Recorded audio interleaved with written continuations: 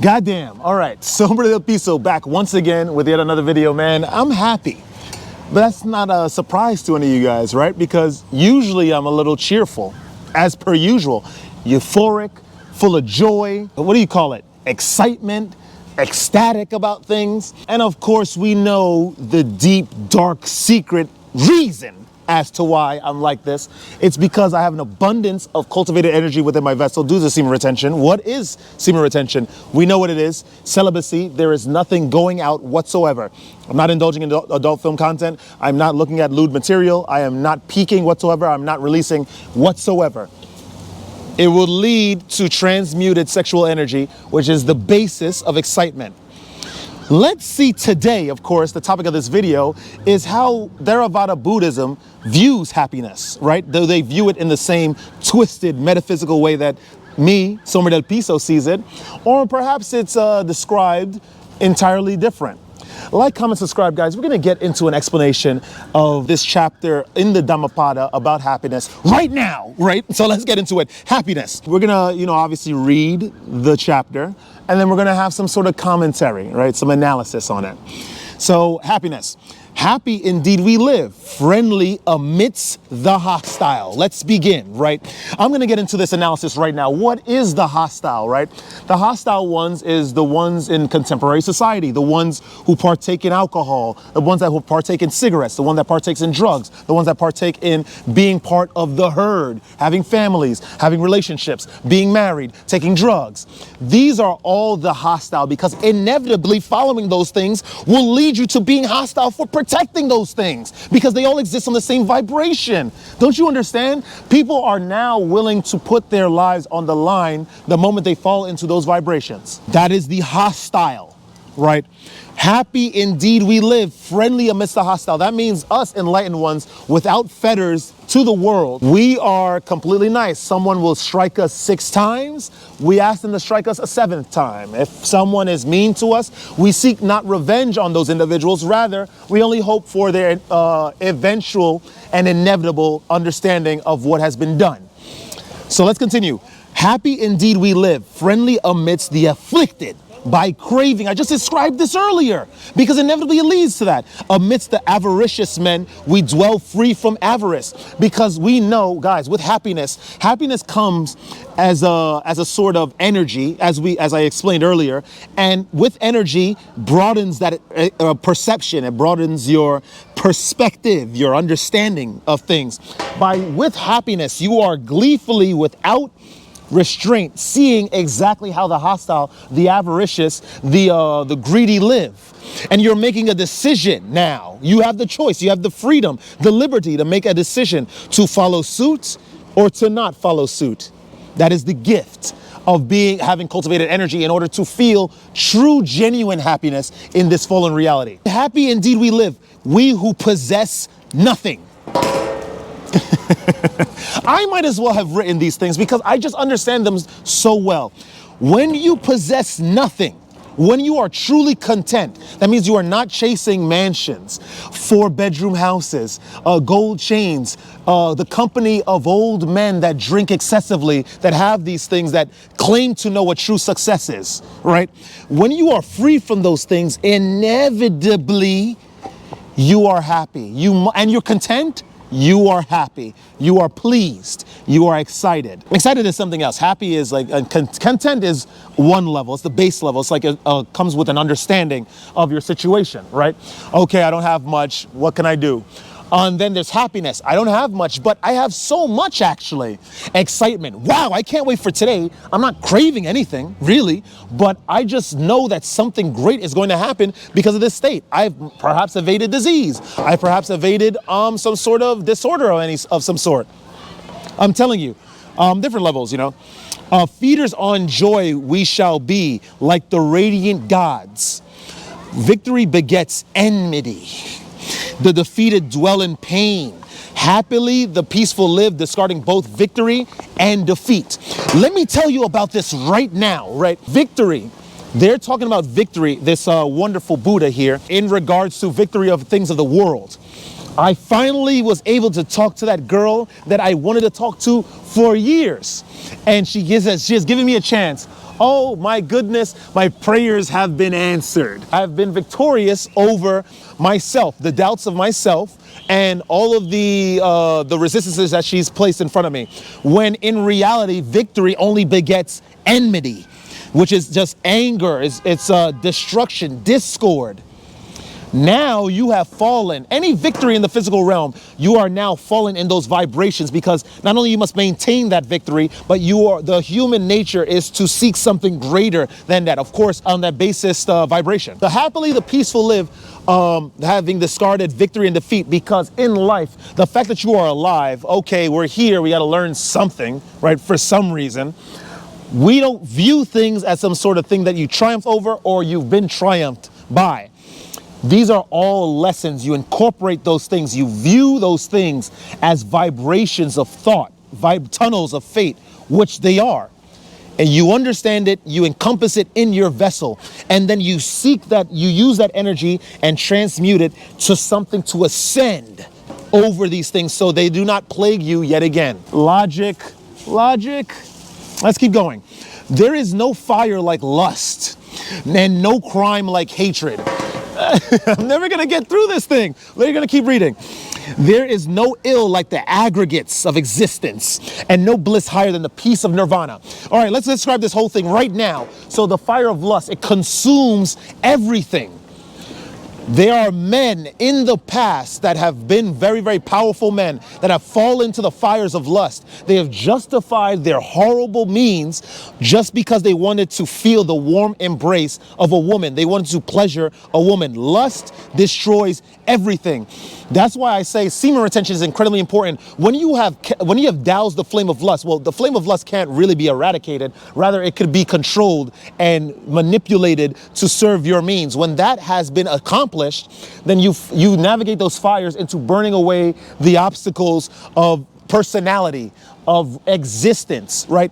The obstacles that are prevalent in an existence on a vibration, like this vibration, marriage, kids, right? As some sort of rite of passage to importance. You have now reached the summit of existence and importance in this world. When you start to use the fire of lust, re-navigate it into burning away those silly, asinine beliefs about true ascension, then that's when you truly rise. That's when you truly ascend. It is only until we re-navigate these fires of lust. Then what else? There's no crime like hatred. We are taught nowadays in this contemporary culture, in everything, social media, the newspapers, even your best friend, your brothers, your sisters, your family. They teach you to hate a group of individuals. They teach you to hate other people. Even though we're all human beings, we all have respiratory systems, nervous systems, circulatory systems, reproductive systems. We are, for the most part, we breathe air and then we exhale CO2. We have to defecate occasionally. We have to brush our teeth for the people that care about hygiene. We all have similar experiences that make us human. Why are we hating each other? Why are we hating each other? We should only seek to uplift and enlighten other people. That's the only thing that should matter. Why is it that we have these mindsets? It is only through happiness again. When you understand these things and encompass the hate of the world, right? Because it is all vibration, it is all energy at the end of the day. One will be affected by it naturally. This is just a result because you're a vessel that exists in a space with certain types of energies over a long period of time, which has no choice but to permeate into your very being, those various vessels. You will feel this energy, you will feel this negativity, but you must triumph over it. You must transmute it, or else you will be destroyed. You will be swept away by hate, and then you will have joined the fold. You'll be taken into marriage. You'll start having kids. You'll start justifying why one should have 3 mansions when there's a whole nation that doesn't have anything. And you will be proud of it, your exploitation of the individuals that have been ignorant. Come, guys, this is natural. Come on, this is common sense. Hunger is the worst disease. Conditioned things, the worst suffering. Knowing this as it really is, the wise realize Nirvana, the highest bliss. Now, here we go. Health is the most precious gain, and contentment the greatest wealth. What is health really? What is health really? This is health of the mental. This is the health of the physical. Because remember, the only reason why I go to the gym is not to become like this hurly-burly strong guy that could show off in V-neck shirts in Ibiza, partying and trying to showcase my physical stature to women in order to feel some sort of sexual pleasure. The reason why I do these things is in order to cultivate my body as a spiritual antenna to realize and understand the things of the higher realms, so I can break into various realms of understanding so I can ascend and I don't have to reincarnate in this silly reality. That is the only and that's the only reason why you should be doing this as well. This is the most important. Health is the most precious gift. Contentment.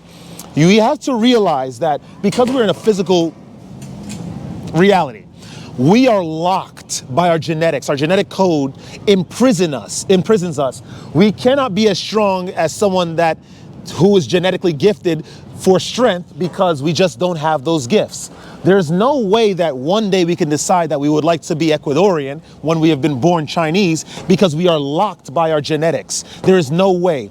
When you understand, okay, and let's bring it even further. Maybe you live in a society, right, in an ecosystem where because you are, say, Ecuadorian, you are discriminated against because in the past Ecuadorians acted like this, or in the past there's been various studies that were sort of farcical in its basis that Ecuadorians tend to inflict something negative onto the world, and it will do you well to stay away from Ecuadorians. There is no way that you can change your race because this is just a reality that you were born into. Contentment is understanding that these information do exist, has existed and percolated in the public consciousness, and there is nothing that you can do about it. You must accept it. Then a liberation comes about. Then you will start to rise in levels. Contentment, happiness, excitement, euphoria. That comes later, right? What did the Bane say? That comes later. A trustworthy person is the best kinsman. Nirvana, the highest bliss. They say it over and over. We got to reach Nirvana. Having savored the taste of solitude and peace of Nirvana, right? The pain-free and stainless he becomes, drinking deep the taste of the bliss of the truth. The truth is not just the oppressive nature and force, although subtle, of the objective reality. What truth is that in the midst, cowering in the presence of this omnipresent objective reality is a contentment, a happiness. That is true bliss. Understanding that there are things in this world that you really can't control. There is things that you cannot really react to how you would like to react to them in order to elicit a specific response that you want. You have to accept this reality in all its forms. Accept it. But don't fall into the ways of contemporary culture. Please stop smoking, doing drugs, drinking, having sex, having kids, having families, because that's a waste of time. You will lose. There you should only ascend. Cultivate your sexual energy, your spiritual energy, semen retention, my friends. And there you will find enlightenment. Please do not fall left. Do not look right. Do not even ponder what's up. Go straight. No matter what happens to you. I've paid the price. As James Brown said, I've paid the cost to be a boss, but I'm not a boss, right? Albeit I do have control over myself. Is that a manager of some sort of boss? Perhaps. Good is it to see the noble ones, right? The individuals that have went through the turmoil, the travail, the vicissitudes of fate, the tunnels of fate that we all must go through. To live with them is ever blissful. One will always be happy by not encountering fools. What is a fool? We went over this in a previous video. The fool is the individual that is taught 365 days a year, alcohol is poisonous, cigarettes are poisonous, drugs are bad. Having families ties you to the world, therefore you cannot ascend nor see the higher realms. The fool is the one that listens, yeah, that's cool. He comes in the second day with his brisk iced tea. Oh, this is great. Yeah, that's a good lesson. Comes in the third day, has coffee. Wow, this is interesting stuff. And then after the 365 days, on the 366th day, he seeks families. He does drugs. He drinks alcohol. He smokes cigarettes. That is a fool. And there is nothing to be learned by being around them, albeit perhaps if you are one that has ascended, you can see that for some reason, for one reason or another, fools have like this oomph. They have this fire of action because they don't have the intelligence to ponder the long-term things, the consequences of their actions. Unfortunately, there is everything can be learned from the idiot from the turtle to the Ecuadorian man, right? From our example. Let's keep going. Indeed, he who moves in the company of fools grieves for longing. It's like, please, please, I want to suffer. I don't want to ascend. Please, show me a fool. Show me someone that loves hanging out in nightclubs. Show me someone that is interested in sacrificing his dignity for personal gain. Please, I want them to be my friends. Association with fools is ever painful, like partnership with an enemy. But association with the wise is happy, like meeting one's own kinsmen. We're not talking about someone from the same nation as you, someone that is Nigerian just like you, or someone that's Ecuadorian just like you, or someone that's Chinese just like you. We're talking about an individual that is of your type. They have went through the vicissitudes of fate. They have ascended. They have went through suffering in order to enlighten themselves. That is a kinsman. We are not, gentlemen, I'm going to tell you this right now. Controversial statement coming up. We are not kinsmen just because we are born under the same flag, under the same banner. I.e., if you are American and you have a friend that's American, but he has families, he has kids, he does drugs, he drinks alcohol. He is not your kinsman. If you are following semen retention, if you are sober, if you are trying to ascend, he is not your kinsman. You are just born under the same flag. There is nothing in common you have with that individual. And it will do you well to understand this quickly and try to ascend as fast as possible and flee that fool. Let's keep going. Therefore, follow the noble one who is steadfast, wise, learned, dutiful, and devout. One should follow only such a man who is truly good and discerning, even as the moon follows the path of the stars. And that is the end of the chapter of happiness. What have we learned today? What we've learned really is that happiness is not necessarily a choice that one could make.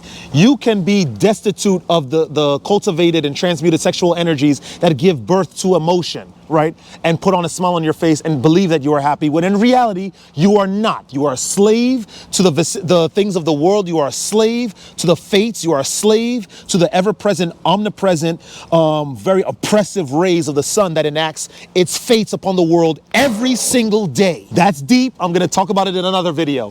When you have cultivated your energy, when you have saved your semen, when you have not allowed anything to go out, not only that, when you have passed the stage of suppression, you are not just trying to hide and conceal your sexual energy from going out. Rather, you have started to go with that fire, understanding that lust and not covetousness, but desire of the physical form of a woman as a man is part of life. But you don't have to indulge in it. You can allow it to be transmuted in your vessel. When you have done this, when you have achieved this powerful state that all the ascended masters have achieved on this world that has ever existed, then now you have become happy. You have become euphoric. You have understood bliss in true excitement. And with that being said, that is all I have to say about this chapter of the Dhammapada happiness today. If you guys enjoy that kind of content, like, comment, subscribe, share the video with some peers. Don't ever let this place get you down. Remember, the place, even though you have people that have houses and cars and chains and wives and kids, and they smile to you, remember that the energy that is doled out to all individuals in the world in their physical vessels are fair. We are locked by genetics. There is no one that is special than another, albeit, if someone is genetically predisposed to be faster than someone else. But there is no one that is destined to, or that has riches, or they try to push themselves or broadcast a certain excitement about themselves, but they have tied themselves to the things of the physical world. That is impossible. That's impossible. You must be logical about the appraisal of the forms and the individuals that you deal with on a day-to-day. There are many liars in your midst. There are many pretenders. There are people masquerading as happy, but they are not. They believe they have a very beautiful table from Roche Design or something, Tom Ford Interior Designs. I don't effing know. They might have a beautiful chair from Versace collection, home collection, and they have a whole family, and you may think that they are happy, but energy is doled out how it's supposed to be doled out. there's a vessel that has a limit to the amount of energy that it can contain. That means that they have used their energy. If they have identified with the physical realm, that means they are not truly happy because they don't have the energy inside. It is a fact. Men, we have cultivated our energies on semen retention. We have ascended as much as we can at your current points of your journeys. Allow yourself to continuously be barraged by the things of fate and reach true happiness, true excitement, and true bliss. And always stay radiant. I'm gonna see you guys in the next video. Woo!